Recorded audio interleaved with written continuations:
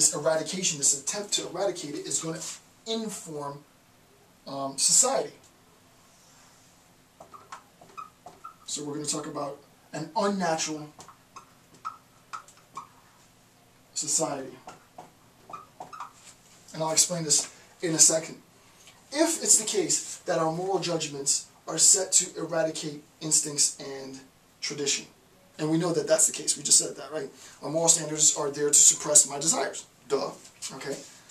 But not only is it set to suppress my desires, the moral standards create an anti-biological and unnatural state of affairs.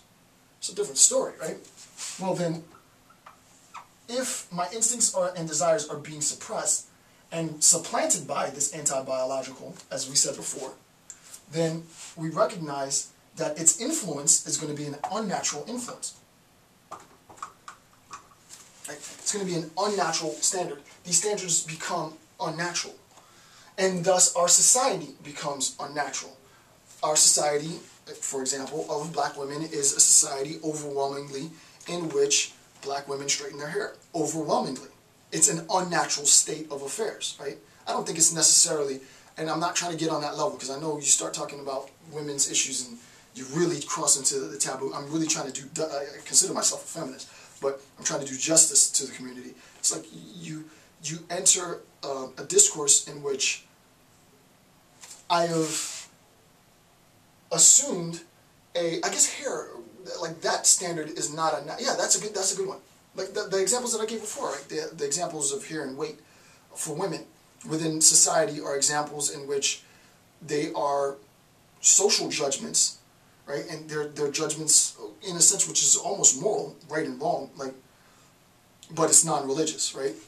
So the moral judgment, the judgment is imposed on members within the community. Black women should straighten their hair. White women should have, unnatural levels of fitness, right? There's a certain look that they have to attain, and they live with this pressure every day. That creates an unnatural state of affairs. And insofar as that state of affairs influences our society, then we have unnatural expectations for example, women in our society, right? This is just an example.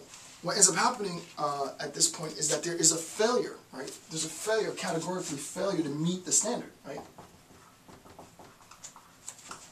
There's a failure to meet these standards. These standards are set for perfection anyway, right? We already saw that, and we already saw that it collapses on itself. So these standards are already set in opposition to what is natural, what is biological. So obviously this is going to be failure. This is where pessimism creeps in. This is where discouragement creeps in. But now we're not talking about pessimism of the individual, as we were before in the graph, in the picture that I did of the dude at the mountaintop, right? Now we're talking about a failure on a social level. This is, right, the title of the chapter is the history of European nihilism, right? Now we're talking about social nihilism, right? This is not the nihilism of an individual. This is not the failure of me positing the highest values and then seeing them collapse on itself. Positing the highest values, seeing it collapse on itself, and then resulting to a state of pessimism and nihilism. Now we're talking about social pessimism, social nihilism, specifically for Nietzsche, the nihilism of Europe, right? European nihilism. And this is where I wanted to do a little freestyle. In the black community, we do this all the time. And I want to encourage all of you to, if you've been watching the videos, to not just the video series on Nietzsche and just look at that, but how does the video series on Nietzsche compare and relate to concepts in the video series on Kant's Prolegomena and Future Metaphysics? And how does that relate to Gassette's discourse on the revolt of the masses? And how might that relate to Paulo Freire's Pedagogy of the Oppressed, and so on and so on, right?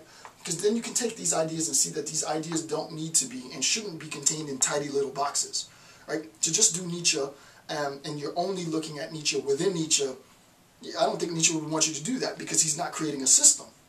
This is more of a, as I said in previous videos, this is more of a lifestyle, if anything, right? All of this frustration socially then, right? This is not individual failure, this is not individual discouragement, this is social failure, social discouragement, is then channeled in a last heroic attempt, if you will, to still maintain the unrealistic expectation and ideals that influenced society itself into what I consider to be the personification of failure. And this is, for me, what this is all me right here, right? But this is for me, it's Nietzschean, but Nietzsche surprisingly doesn't really talk about this person. He doesn't. He talks about the oppositional forces perfectly. He sets everything up, right? And I've read, obviously, through the book. I know it's coming. He talks about the figure that is a representation of the good guys, if you will. And the good guy side for Nietzsche is the one who is informed by history, who is informed by instinct, who is informed by tradition, who has a recognition of ancestral kinship and so on. And all of that informs him. And he fights against the system. But just like there is, on his side, sort of a personification of this process in an individual, I believe there is a personification of the bad guy, right? So there's two forces, right? There's invariably the force that is anti-biological,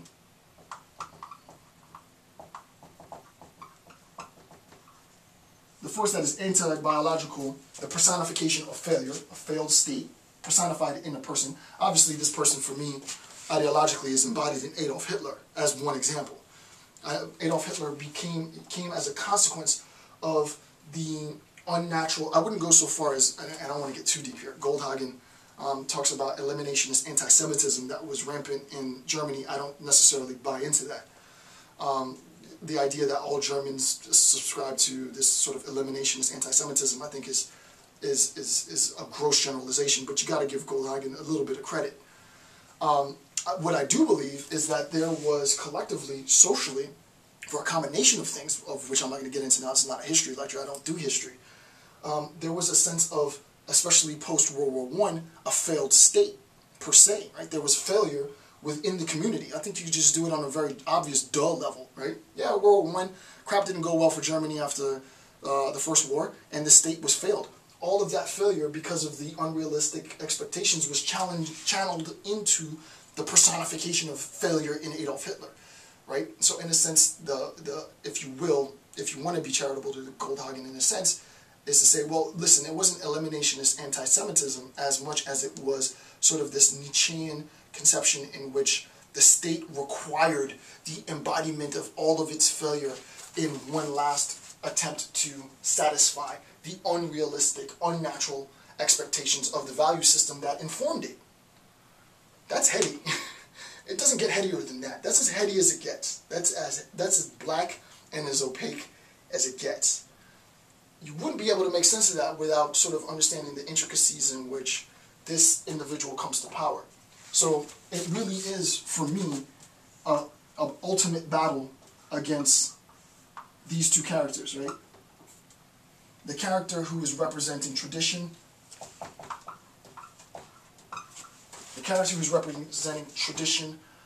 biology, instinct, ancestors on the one hand, in opposition to both culturally, socially, individually, but as leaders, as political. This would be like the political realm. I do Nietzsche.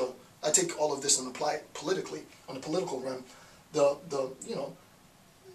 tyrant versus whoever you want to put in opposition. Oh, sorry, the tyrant versus whoever you want to put as the good guy, right? But this is the tyrant, right? This is the ultimate bad guy. And Adolf Hitler, in Mein Kampf, I've read Mein Kampf a number of times, and Mein Kampf viewed himself as the personification of nature in this sort of perverse social Darwinism, that nature had called him as an individual to destroy the masses, right? It's not so much my will as I am a manifestation of the hand of God, even as providence, even. You know, his claims got pretty exaggerated. So you see the structure, the architecture of the role of moral judgments and moral imperatives. My time is up, and we have concluded this segment of Nietzsche's Will to Power. I want to thank you for taking the time to watch my videos. I'm Dr. Jason J. Campbell. Have a good day.